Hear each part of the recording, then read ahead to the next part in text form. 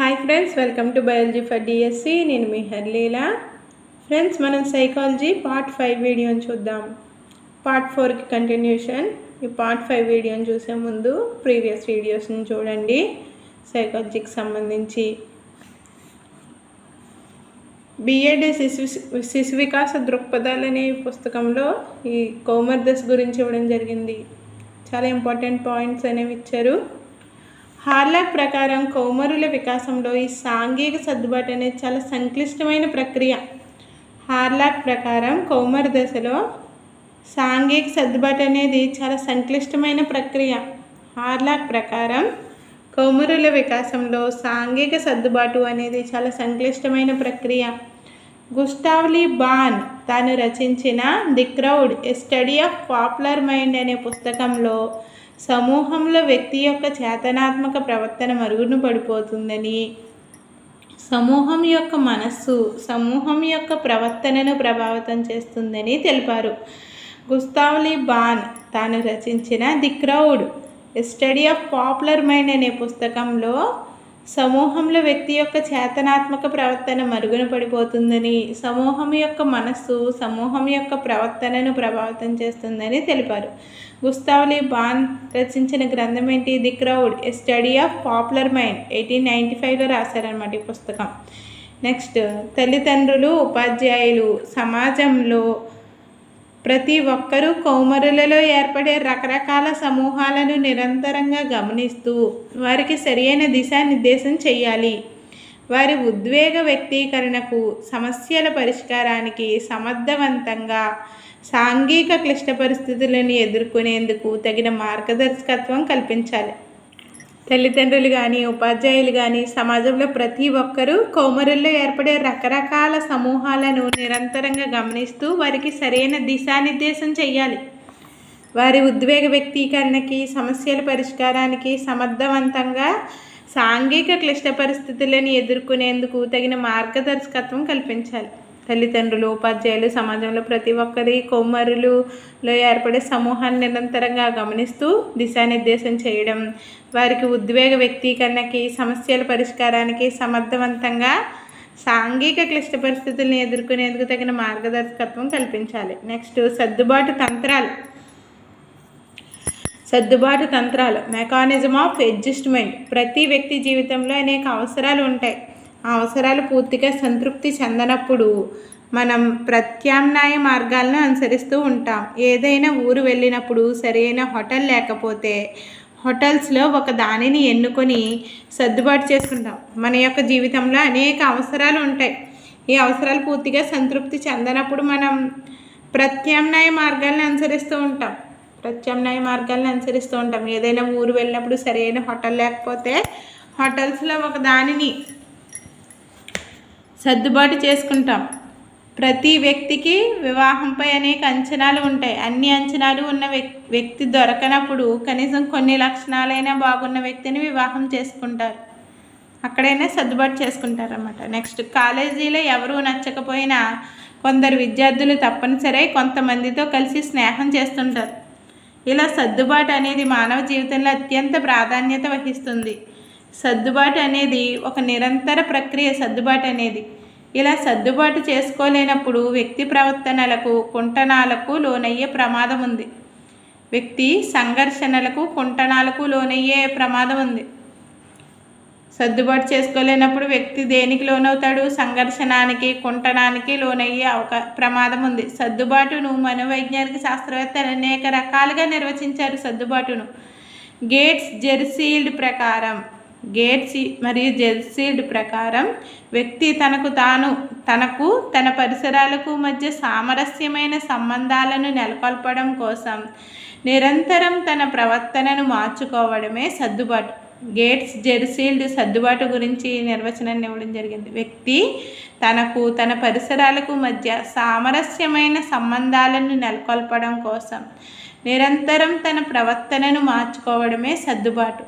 Gates, జెర్సీల్డ్ ఇచ్చారు. వ్యక్తి తన పరిసరాలకు మధ్య సామరస్యమైన సంబంధాలను నెలకొల్పుకోవడం కోసం నిరంతరం తన ప్రవర్తనను మార్చుకోవడమే సర్దుబాటు. గేట్స్ జెర్సెల్డ్. నెక్స్ట్ నిర్వచనం క్రో అండ్ క్రో ప్రకారం ప్రత్యేక పరిస్థితులు ఎదుర్కోవడానికి పరిష్కరించడానికి తగినట్లు మార్పు చెందడమే సర్దుబాటు. క్రో అండ్ క్రో ప్రకారం ప్రత్యేక పరిస్థితులను ఎదుర్కోవడానికి పరిష్కరించడానికి తగినట్లు మార్పు చెందడమే సర్దుబాటు. క్రో అండ్ క్రో ప్రకారం ప్రత్యేక పరిస్థితులను ఎదుర్కోవడానికి పరిష్కరించడానికి తగినట్లు మార్పు చెందడమే సర్దుబాటు. ప్రత్యేక పరిస్థితులను ఎదుర్కోవడానికి పరిష్కరించడానికి తగినట్లు మార్పు చెందడమే సర్దుబాటు. క్రో అండ్ క్రో ప్రకారం గేట్స్ జెర్సెల్డ్ ఏం చెప్పారు? వ్యక్తి తనకు తన పరిసరాలకు మధ్య సామరస్యమైన సంబంధాలను నెలకొల్పడం కోసం నిరంతరం తన ప్రవర్తనను మార్చుకోవడమే సర్దుబాటు. నిరంతరం తన ప్రవర్తనను మార్చుకోవడమే సర్దుబాటు అని గేట్స్ జెర్సెల్డ్ చెప్పారు. క్రో అండ్ క్రో ఏమో ప్రత్యేక పరిస్థితులు ఎదుర్కోవడానికి పరిష్కరించడానికి తగినట్లు మార్పు చెందడమే సర్దుబాటు అని చెప్పారు. చాప్లిన్ రచించిన డిక్షనరీ ఆఫ్ సైకాలజీ సర్దుబాటుకు ఈ క్రింది నిర్వచనాలు ఇచ్చింది. ఆటంకాలను అధిగమించి అవసరాలను తీర్చుకోవడానికి జీవి కనబరిచే కృత్యాలలో వైవిధ్యమే సర్దుబాటు. ఆటంకాలను అధిగమించి అవసరాలను తీర్చుకోవడానికి జీవి కనబరిచే కృత్యాలలో వైవిధ్యమే సర్దుబాటు. ఆటంకాలను అధిగమించి అవసరాలను తీర్చుకోవడానికి జీవి కనబరిచే కృత్యాలలో వైవిధ్యమే సర్దుబాటు. చాప్లిన్ ఇచ్చారనమాట. నెక్స్ట్ నిర్వచనం, ఆయన 2 నిర్వచనాలు ఇచ్చారు. చాప్లిన్ డిక్షనరీ ఆఫ్ సైకాలజీ అనే గ్రంథంలో సర్దుబాటుకి సంబంధించి 2 నిర్వచనాలు ఇచ్చారు చాప్లిన్. భౌతిక సాంఘిక పరిసరాలతో సహృద్భావం ఏర్పరచుకోవడానికి జీవి కనబరిచే కృత్యాలలో వైవిధ్యమే సర్దుబాటు. భౌతిక సాంఘిక పరిసరాలలో సహృద్భావం ఏర్పరచుకోవడానికి చాప్లిన్ గుర్తుపెట్టుకోవాలి. సహృద్భావం. అదేవిధంగా కృత్యాల్లో వైవిధ్యం చాప్లిన్. భౌతిక సాంఘిక పరిసరాల్లో సహృద్భావం ఏర్పరచుకోవడానికి జీవి కనపరిచే కృత్యాలలో వైవిధ్యమే.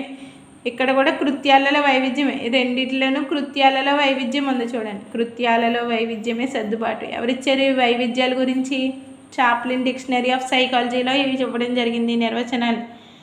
నెక్స్ట్, కౌమార దశలో జరుగుతున్న మార్పుల దృష్ట్యా తనకు తాను సర్దుబాటు చేసుకోవడమే కాకుండా తన చుట్టూ ఉన్న సమాజంలో కూడా సర్దుబాటు చేసుకోవాల్సి ఉంటుంది. కౌమారులు తమలో జరుగుతున్న మార్పుల దృష్ట్యా తనకు తాను సర్దుబాటు చేసుకోవడమే కాకుండా తన చుట్టూ ఉన్న సమాజంలో కూడా సర్దుబాటు చేసుకోవాల్సి ఉంటుంది. అలా సరైన విధంగా సర్దుబాటు చేసుకోలేనప్పుడు ఆ వ్యక్తి విషమయోజనానికి లోనయ్యే ప్రమాదం ఉంది. కనుక వ్యక్తి తన అవసరాలను సంతృప్తిపరచుకోవడంలో కుంటనాల నుండి సంఘర్షణల నుండి బయటపడడానికి చేతనంగానో అచేతనంగానో అనేక పద్ధతులు అవలంబిస్తారు. వీటిలో ముఖ్యంగా చెప్పుకోదగ్గవి రక్షక తంత్రాలు, డిఫెన్స్ మెకానిజం. రక్షక తంత్రం అనేది ఒక ప్రవర్తన నమూనాగా చెప్పవచ్చు. ఇది వ్యక్తి అహంను వ్యాకులత నుండి, అగౌరవం నుండి, అపరాధం నుండి రక్షిస్తుంది. రక్షక తంత్రం అనేది ఒక ప్రవర్తన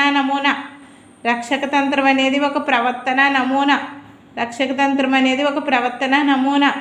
ఇది వ్యక్తి యొక్క అహంను వ్యాకులత నుండి, అగౌరవం నుండి, అపరాధం నుండి రక్షిస్తుంది. వ్యక్తి యొక్క అహంని వ్యాకులత నుండి, అగౌరవం నుండి, అపరాధం నుండి రక్షిస్తుంది. రక్షణ తంత్రాలను తరచుగా వినియోగిస్తే ఇది వ్యక్తి యొక్క మూర్తిమత్వ అపసవ్యతకు దారితీయవచ్చు. సిగ్మండ్ ఫ్రాయిడ్ వంటి మనోవైజ్ఞానికవేత్తలు వీటిపై అనేక పరిశోధనలు చేశారు. కొన్ని రక్షణ తంత్రాల గురించి ఇప్పుడు తెలుసుకుందాం. ఈ సిగ్మండ్ ఫ్రాయిడ్, ఈ మనోవైజ్ఞాన శాస్త్రవేత్త ఎవరు? సిగ్మండ్ ఫ్రాయిడ్ అనేక రక్షక తంత్రాలపై అనేక పరిశోధనలు చేశారు. కొన్ని రక్షక తంత్రాల గురించి ఇప్పుడు తెలుసుకుందాం. నెక్స్ట్ ఏంటి? హేతుకీకరణ, రేషనలైజేషన్. దీనిని సమర్థించి చెప్పుకోవడంగా చెప్పవచ్చు. హేతుకీకరణని సమర్థించి చెప్పుకోవడంగా చెప్పవచ్చు. ఏ వ్యక్తి వైఫల్యాలను అంగీకరించడు. వ్యక్తి తన వైఫల్యాలకు అసలు కారణం కాకుండా వేరే తార్కిక కారణాలను చెప్పడాన్ని హేతుకీకరణం అంటాం. వ్యక్తి తన వైఫల్యాలకు అసలు కారణం కాకుండా వేరే తార్కిక కారణాలను చెప్పడాన్ని హేతుకీకరణం అంటాం. ఉదాహరణకి, సరిగ్గా చదవక పరీక్ష ఫెయిల్ అయిన విద్యార్థి ఎందుకు ఫెయిల్ అయ్యావు అంటే చదవలేదని చెప్పకుండా పేపర్ కఠినంగా ఉందని చెప్పడం మనం గమనిస్తాం. అందని ద్రాక్ష పళ్ళు పుల్లన అనేది కూడా దీనికి ఒక ఉదాహరణగా చెప్పవచ్చు. హేతుకీకరణ దీన్ని సమర్థించి చెప్పుకోవడంగా చెప్పవచ్చు. ఏ వ్యక్తి వైఫల్యాలను అంగీకరించడు వ్యక్తి తన వైఫల్యాలకు అసలు కారణం కాకుండా వేరే తార్కిక కారణాలను చెప్పడాన్నే హేతుకీకరణ అంటాం. ఉదాహరణకి సరిగ్గా చదవక పరీక్ష ఫెయిల్ అయిన విద్యార్థి ఎందుకు ఫెయిల్ అయ్యావంటే చదవలేదని చెప్పకుండా పేపర్ కఠినంగా ఉందని చెప్పడం మనం గమనిస్తాం. అందని ద్రాక్ష పుల్లన అనేది కూడా దీనికి ఒక ఉదాహరణ హేతుకీకరణకి. నెక్స్ట్ పరిహారము. నెక్స్ట్ రక్షక తంత్రం ఏంటి? పరిహారము కంపెన్సేషన్. హేతుకీకరణ రేషనలైజేషన్ అయిపోయింది. పరిహారం కంపెన్సేషన్. ఈ రకమైన రక్షక తంత్రంలో కోరిక తీరని వ్యక్తి తన కోరికలను తీర్చుకోవడానికి ప్రత్యామ్నాయ మార్గాన్ని ఎన్నుకోవడం జరుగుతుంది. కోరిక తీరని వ్యక్తి తన కోరికలను తీర్చుకోవడానికి ప్రత్యామ్నాయ మార్గాన్ని ఎన్నుకోవడం జరుగుతుంది. ఒక రంగంలో వైఫల్యం పొందిన వ్యక్తి వేరొక రంగంలో సాఫల్యం సాధించడం ద్వారా సంతృప్తిని పొందడం దీనికి ఉదాహరణగా చెప్పవచ్చు. ఉదాహరణ పిల్లలు పెద్దవారిని సైకిల్ కొనమని అడిగినప్పుడు వాళ్ళు కొనివ్వకపోతే సైకిల్ ఉన్న వ్యక్తితో స్నేహం చేసి వారి సైకిల్పై వెళ్ళడం ద్వారా ఒక రకమైన సంతృప్తిని పొందుతారు. పరిహారం అంటే ఏంటి? కోరిక తీరని వ్యక్తి తన కోరికలను తీర్చుకోవడానికి ప్రత్యామ్నాయ మార్గాన్ని ఎన్నుకోవడం జరుగుతుంది. రక్షక తంత్రంలో కోరిక తీరని వ్యక్తి తన కోరికలను తీర్చుకోవడానికి ప్రత్యామ్నాయ మార్గాన్ని ఎన్నుకుంటారు. పరిహారంలో ప్రత్యామ్నాయం అంటే ప్రత్యామ్నాయం గుర్తుపెట్టుకోవాలి. పరిహారం అంటే ప్రత్యామ్నాయ మార్గాన్ని ఎన్నుకోవడం జరుగుతుంది. ఒక రంగంలో వైఫల్యం పొందిన వ్యక్తి వేరొక రంగంలో సాఫల్యం సాధించడం ద్వారా సంతృప్తిని పొందడం దీనికి ఒక ఉదాహరణగా చెప్పవచ్చు. పిల్లలు పెద్దవారిని సైకిల్ కొనమని అడిగినప్పుడు వాళ్ళు కొనివ్వకపోతే సైకిల్ ఉన్న వ్యక్తితో స్నేహం చేసి వారి సైకిల్పై వెళ్ళడం ద్వారా ఒక రకమైన సంతృప్తిని పొందుతారు. ఇదే పరిహారం అన్నమాట. పరిహారం అంటే ప్రత్యామ్నాయం అన్నమాట. ప్రత్యామ్నాయం చూసుకుంటారు పరిహారం అంటే. నెక్స్ట్ దమనం రిప్రెషన్. బాధాకరమైన అనుభవాలను అచేతనంలోకి నెట్టివేయడం ద్వారా మర్చిపోవడం. ఈ రకమైన రక్షక తంత్రాలకు మనం మన మనస్సుకు బాధను విచారాన్ని కలిగించే విషయాలను అనుభవాలను అచేతనంలోకి పంపడం జరుగుతుంది. అచేతనంలోకి పంపిస్తాం. దమనంలో అచేతనంలోకి పంపడం జరుగుతుంది.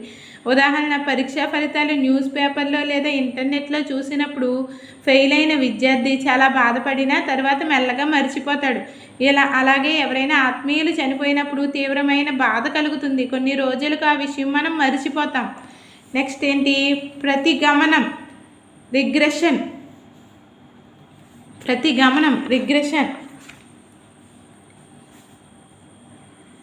ప్రతిగమనం అంటే వెనక్కి వెళ్ళడం లేదా గతానికి వెళ్ళడం. పెద్దల వలె ఆలోచించి ఒక సమస్యకి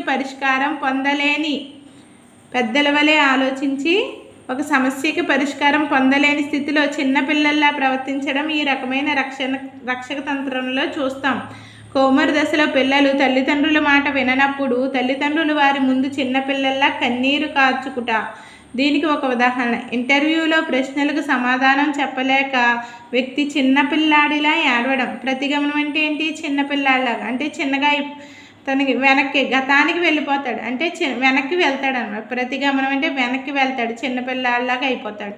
నెక్స్ట్ స్వైర కల్పన పగటి కలలు కనడం. ఈ రకమైన రక్షక తంత్రంలో వ్యక్తి తీరని కోరికలను పగటి కలలు కని కలలో ఆ కోరికలు తీరినట్లుగా సంతృప్తి చెందుతాడు. ఉదాహరణకి పరీక్షలో ఫెయిల్ అవుతానని భయపడే వ్యక్తి పరీక్ష పేపర్ తనకి దొరికినట్లు ప్రథమ శ్రేణిలో ఉత్తీర్ణులైనట్లు కలలు కనడం దీనికి ఉదాహరణ. స్వైర కల్పన అంటే ఏంటి? ఫ్యాంటసీ. పగటి కలలు కనడం. ఈ రకమైన రక్షక తంత్రంలో వ్యక్తి తీరని కోరికలను పగటి కలలు కని కలలో ఆ కోరికలు తీరినట్లుగా సంతృప్తి చెందుతాడు. పరీక్షలో ఫెయిల్ అవుతానని భయపడే వ్యక్తి పరీక్ష పేపర్ తనకి దొరికినట్లుగా ప్రథమ శ్రేణిలో ఉత్తీర్ణులైనట్లుగా కలలు కంటారు. నెక్స్ట్ ప్రక్షేపణం.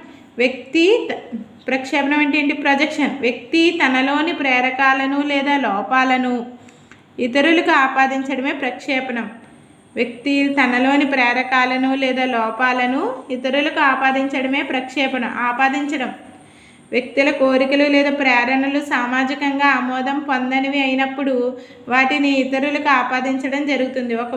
ఒక ఉద్యోగికి ప్రక్షేపణం అంటే ఏంటి? ఆపాదించడం, ఇతరులకు ఆపాదించడం జరుగుతుంది. ఒక ఉద్యోగికి లంచం తీసుకోవాలని ఉంది, అయితే తను లంచం తీసుకుంటే అందరూ తనని లంచగొండి అని హేళన చేస్తారనే ఉద్దేశంతో మాపై అధికారిని లంచం ఇస్తే కానీ పని చెయ్యదు అని చెప్పి లంచం తీసుకోవడం దీనికి ఉదాహరణ. ప్రక్షేపణం అన్నమాట. ఇతరుల మీద ఆపాదించాడు. లంచం తీసుకోవడాన్ని పై అధికారి పైన లంచం ఇస్తే కానీ పని చెయ్యదు అని లంచం తీసుకోవడం అనేది ప్రక్షేపణం అన్నమాట. నెక్స్ట్ విస్థాపనం. ఈ రకమైన రక్షణ తంత్రంలో వ్యక్తి కోరికను మార్చడు, కోరికను అంగీకరిస్తాడు కానీ ధ్యేయాన్ని మారుస్తాడు. కోరికని అంగీకరిస్తాడు కానీ ధ్యేయాన్ని మారుస్తాడు. ఇంటిలో గొడవపడిన ఉపాధ్యాయుడు ఆమెను ఏమీ అనలేక ఆ కోపాన్ని విద్యార్థులపై చూపడం దీనికి ఒక ఉదాహరణ. అత్త మీద కోపం దొత్త మీద అనేది దీనికి ప్రాచుర్యం పొందిన ఉదాహరణ. విస్థాపనం అంటే అత్త మీద కోపం దొత్త మీద అనేది దీనికి ప్రాచుర్యం పొందిన ఉదాహరణ. నెక్స్ట్ తదాత్మీకరణం, ఐడెంటిఫికేషన్. తాను సాధించలేనిది ఇతరులు సాధించినప్పుడు తానే సాధించినట్లుగా సంతృప్తి చెందడం ద్వారా మానసిక సంఘర్షణల నుండి బయటపడడమే తదాత్మీకరణం. పాఠశాలల్లో చదివినప్పుడు మంచి మార్కులు సాధించని వ్యక్తి తన కొడుకుకు మంచి మార్కులు వస్తే తనకు వచ్చినట్లు సంతోషపడడం, ఇదే తదాత్మీకరణం. తాను సాధించలేనిది ఇతరులు సాధించినప్పుడు తానే సాధించినట్లుగా సంతృప్తి చెందడం ద్వారా మానసిక సంఘర్షణల నుండి బయటపడడమే తదాత్మీకరణం. పాఠశాలలో చదివినప్పుడు మంచి మార్కులు సాధించని వ్యక్తి తన కొడుకుకు మంచి మార్కులు వస్తే తనకే వచ్చినట్లుగా సంతోషపడడం తదాత్మీకరణం అన్నమాట. తమ పిల్లలకు పోటీ పరీక్షలలో మంచి ర్యాంకు వస్తే తమకే వచ్చినంత ఆనందపడడం అనేది దీనికి మరొక ఉదాహరణగా చెప్పవచ్చు. దేనికి? తదాత్మీకరణాన్ని. అంటే పిల్లలకి వస్తే తనకు వచ్చినట్టే ఫీల్ అయిపోతారు కదా, అది. తమ పిల్లలకి పోటీ పరీక్షలలో మంచి మార్కులు ర్యాంకులు వస్తే తమకే వచ్చినంత ఆనందపడడం అనేది తదాత్మీకరణానికి ఉదాహరణ. నెక్స్ట్ ఉపసంహరణ, విత్డ్రాల్. పరిస్థితులను ఎదుర్కోవడంలో వైఫల్యం కలగవచ్చుననే భయంతో సమస్య నుండి దూరంగా పారిపోయి భద్రంగా ఉన్నట్లు భావించడమే ఉపసంహరణ. ఉపసంహరణ అంటే విత్డ్రాల్, సమస్య నుంచి వెనక్కి పారిపోవడం, సమస్య నుంచి దూరంగా పారిపోవడం ఉపసంహరణ. పోటీ పరీక్షలలో మంచి ర్యాంకు రాకపోతే నలుగురు నవ్వుతారని అసలు పోటీ పరీక్షలే రాయకపోవడం అదేవిధంగా సామాజిక ఆందోళన ఉన్న వ్యక్తులను ఏదైనా కార్యక్రమానికి రమ్మన్నప్పుడు అక్కడికి వస్తే ఏమవుతుందో అనే ఆందోళనతో వెళ్ళడం మానివేయడం వంటివి వీటికి ఉదాహరణ. ఉపసంహరణ అసలు వెళ్ళడమే మానేయడం, అసలు పరీక్ష రాయడమే మానేయడం, అటువంటి ఉపసంహరణ అన్నమాట. నెక్స్ట్ ప్రతిచర్య నిర్మితి. వ్యక్తిలోని కోరికలను లేదా ప్రేరణలను వ్యతిరేకమైన ప్రేరకాన్ని ప్రదర్శించడమే ప్రతిచర్య నిర్మితి. అతి వినయం దూర్త లక్షణం అనేది దీనికి ఒక ఉదాహరణ. వ్యక్తిలోని కోరికలను లేదా ప్రేరణలకు వ్యతిరేకమైన ప్రేరకాన్ని ప్రదర్శించడమే ప్రతిచర్య నిర్మితి. అంటే తన యొక్క కోరికలకు ప్రేరణలకు వ్యతిరేకమైన ప్రేరణల్ని ప్రదర్శిస్తారు. అతి వినయం దూర్త లక్షణం. బాగా ఆకలిగా ఉన్న కౌమార దశలోని పిల్లల్ని ఎవరైనా ఏమైనా తింటావా అని అడిగితే మొహమాటంతో ఆకలి వేయడం లేదు అనడం దీనికి మరొక ఉదాహరణ. అంటే ప్రతిచర్య నిర్మితి, దానికి వ్యతిరేకంగా సమాధానం చెప్తారనమాట. ఆకలి వేయట్లేదని అంటే ఆకలి వేసినా సరే ఆకలి వేయట్లేదని చెప్పవడం మనకి. ఇంకా అతి వినయం ప్రదర్శించడం దూర్త యొక్క లక్షణం కదా, అది. నెక్స్ట్ ఉదాత్తీకరణం. ఈ రక్షక తంత్రంలో తీరని కోరికలు. ఉదాత్తీకరణం ఏంటి? సబ్లిమేషన్. ఈ రక్షక తంత్రంలో తీరని కోరికలను సామాజికంగా ఆమోదం పొందే రీతిలో తీర్చుకుంటారు. తమ కోరికలను ఉత్సుకతలను నేరుగా తృప్తిపరచుకోలేని వారు వాటిని సామాజికంగా ఆమోదమయ్యే రీతిలో వ్యక్తీకరించడం జరుగుతుంది. లైంగిక వాంఛలు, ప్రేమించడం వంటి కోరికలు వ్యక్తులు ఇష్టానుసారంగా తీర్చుకోవడం కుదరదు. అలాంటప్పుడు తీరని కోరికలను సృజనాత్మకంగా మలిచి ప్రదర్శిస్తాడు. భగ్న ప్రేమికుడు కవిగా మారడం దీనికి ఒక ఉదాహరణ. అంటే ఇంకొక రూపంలో అనమాట. భగ్న ప్రేమికుడు కవిగా మారడం దీనికి ఒక ఉదాహరణ. ఉదాత్తీకరణం అంటే ఏంటి? రక్షక తంత్రంలో తీరని కోరికలను సామాజికంగా ఆమోదం పొందే రీతిలో, అంటే అందరికీ నచ్చే రీతిలో ఉంటుంది అనమాట. ఆయన యొక్క కోరికని వ్యక్తీకరించడం. తమ కోరికలను ఉత్సుకతలను నేరుగా తృప్తిపరచుకోలేని వారు వాటిని సామాజికంగా ఆమోదమయ్యే రీతిలో వ్యక్తీకరించడం జరుగుతుంది. లైంగిక వాంఛలను, ప్రేమించడం వంటి కోరికలు వ్యక్తుల ఇష్టానుసారంగా తీర్చుకోవడం కుదరదు. అలాంటప్పుడు తీరని కోరికలను సృజనాత్మకంగా మలచి ప్రదర్శిస్తారు. భగ్న ప్రేమికుడు కవిగా మారడం దీనికి ఒక ఉదాహరణ. సరే, ఫస్ట్ నుంచి చూద్దాం ఈ రక్షక తంత్రాన్ని. హేతుకీకరణం అంటే ఏంటి? సమర్థించి చెప్పుకోవడం.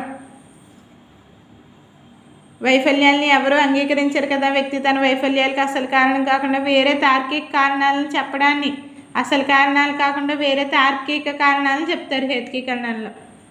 సరిగ్గా చదవక పరీక్ష ఫెయిల్ అయిన విద్యార్థి ఎందుకు ఫెయిల్ అయ్యావంటే చదవలేదని చెప్పకుండా పేపర్ కఠినంగా ఉందని చెప్పడం. అందని ద్రాక్ష పళ్ళు పుల్లన హేతుకీకరణ అంటే. నెక్స్ట్ పరిహారం. ఈ రకమైన రక్షతంత్రంలో కోరిక తీరని వ్యక్తి తన కోరికలను తీర్చుకోవడానికి ప్రత్యామ్నాయ మార్గాన్ని ఎన్నుకోవడం జరుగుతుంది. ఒక రంగంలో వైఫల్యం పొందిన వ్యక్తి వేరొక రంగంలో సాఫల్యం సాధించడం ద్వారా సంతృప్తిని పొందడం అనేది ఉదాహరణగా చెప్పవచ్చు. పిల్లలు పెద్దవారిని సైకిల్ కొనమని అడిగినప్పుడు సైకిల్ ఉన్న ఫ్రెండ్ తోటి వారితోటి స్నేహం చేసి సైకిల్పై వెళ్ళడం ఒక రకమైన సంతృప్తి అనమాట. దమనం, మర్చిపోవడాన్ని దమనం అంటాం. బాధాకరమైన అనుభవాల్ని అచేతనంలోకి నెట్టివేయడమే మర్చిపోవడం. దమనం అచేతనంలోకి పంపడం జరుగుతుంది. పరీక్ష ఫలితాలు న్యూస్ పేపర్లో, ఇంటర్నెట్లో చూసినప్పుడు ఫెయిల్ అయిన విద్యార్థి కొన్ని రోజులకి మర్చిపోతాడు. అలాగే ఎవరైనా ఆత్మీయులు చనిపోయినప్పుడు తీవ్రమైన బాధ కలుగుతుంది. కొన్ని రోజులుగా ఆ విషయం మనం మర్చిపోతాం. ప్రతిగమనం, రీగ్రెషన్, వెనక్కి వెళ్ళడం. చిన్నపిల్లల్లా కన్నీరు కార్చడం, చిన్నపిల్లల్లా ఏడవడం. స్వైరకల్పన, పగటి కళలు కనడం. వ్యక్తి తీరని కోరికలు పగటి కళలు కని కళలో ఆ కోరికలు తీరినట్లుగా సంతృప్తి చెందుతాడు. పరీక్షలో ఫెయిల్ అవుతానని భయపడే వ్యక్తి ప్రథమ శ్రేణిలో ఉత్తీర్ణులైనట్లు కలగనడం. నెక్స్ట్ ఏంటి? ప్రక్షేపణం. ఇక్కడ ఏంటి ప్రక్షేపణం? ఇంకొకరి మీద నెట్టేస్తారనమాట, ఆపాదిస్తారు ఇంకొకరి మీద. వ్యక్తుల కోరికలు, ప్రేరణలు సామాజికంగా ఆమోదం పొందనివి అయినప్పుడు లంచం తీసుకోవడం నేరం కదా, వాటిని ఇతరులకు ఆపాదించడం జరుగుతుంది. ఒక ఉద్యోగికి లంచం తీసుకోవాలని ఉంది, అయితే తను లంచం తీసుకుంటే అందరూ తనని లంచగొండి అని హేళన చేస్తారనే ఉద్దేశంతో పై అధికారిని లంచం ఇస్తే కానీ పని చేయదు అని ఈ లంచం తీసుకుంటాడు అనమాట. అదే ప్రక్షేపణం. నెక్స్ట్ విస్థాపనం. అత్త మీద కోపం దొత్త మీద, అంటే ఇంట్లో వాళ్ళ మీద కోపం ఇంకొక పిల్లల మీద చూపించడం టీచర్. నెక్స్ట్ తదాత్మీకరణం. తాను సాధించలేని ఇతరులు సాధించినప్పుడు, తాను సాధించలేనిది ఇతరులు సాధించినప్పుడు, అంటే తండ్రి సాధించలేనిది కొడుకు సాధించినప్పుడు తనకే వచ్చేసినట్టు ఫీల్ అయ్యి సంతోషపడిపోవడం అనమాట. నెక్స్ట్ ఉపసంహరణ. వెనక్కి సమస్య నుంచి దూరంగా పారిపోవడం అనమాట. సమస్య నుంచి దూరంగా పారిపోవడం ఉపసంహరణ. మంచి పరీక్ష రాయకపోవడమే, పోటీ పరీక్షలే అసలు ఎగ్జామ్కి అటెండ్ అవ్వకపోవడం. సామాజిక ఆందోళన ఉన్న వ్యక్తులకి కార్యక్రమానికి రమ్మన్నప్పుడు అక్కడ వస్తే ఏమవుతుందని ఆందోళనతో వెళ్ళడమే, మొత్తం మానేయడమే ఉపసంహరణ, విత్డ్రాల్, వెనక్కి వచ్చేయడం అనమాట. అసలు వెళ్ళడం. ఇంకా ప్రతిచర్య నిర్మితి. అంటే తన యొక్క కోరికలకి వ్యతిరేకమైన లక్షణాలను చూపిస్తాడు ఇక్కడ. వ్యతిరేకమైన ప్రేరకాన్ని ప్రదర్శించి ప్రతిచర్య నిర్మితి అనమాట. అతి వినయం దూత్త లక్షణం, అంటే ఫస్ట్ వినయంగా ప్రవర్తిస్తాడు. ఆకలిగా ఉన్నా సరే ఆకలి వేయలేదని చెప్పడం ప్రతిచర్య నిర్మితి అనమాట. ఉదాత్తీకరణం. ఇక్కడేం జరుగుతుంది? ప్రేమని వాటిని అంగీకరించదు సమాజం. కాబట్టి ఆ ప్రేమ మీదే కవితలు రాయడం, కవిగా మారడం.